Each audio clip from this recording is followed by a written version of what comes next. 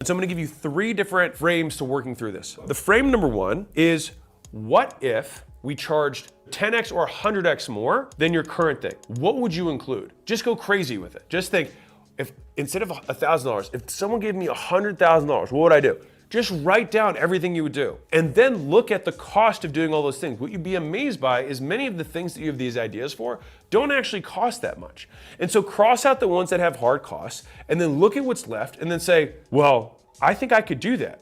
And then we ask the question, would you be okay doing that for $1,000 or $10,000? You might say like, well, yeah, for 10 grand, I would do that. Make it available. The second way to think about this is, if I had to make a service or a product that was only grown off of word of mouth alone, and all you have is this one customer in front of you, and the only way that you will be able to get more customers is if you get that customer to tell their friends about your stuff, what would that customer's experience, what would the service, what would the components of the offer look like if that was the requirement?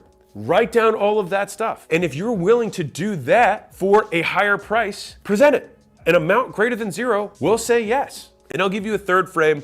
This is different than the other 2, but I think that's still very valuable when you're thinking through how to make something more valuable. If we had to take everything out of it that is unscalable, but we have to make it worth 10 times as much, now how do we do it? So this gives you 3 different intellectual attack vectors to think through the value creation for making your more expensive one-on-one unscalable thing that in many times will make you more money, especially in the beginning, than your less expensive thing. And the other part of this is that it makes for great marketing. One, because you can say, hey, this is one of my clients, one of my private clients, one of my individual clients. And what that does is people are like, oh, this guy must be a little bit, has more authority, right? On top of that, when you share the learnings from those quote private clients, it gives you marketing material to actually talk about.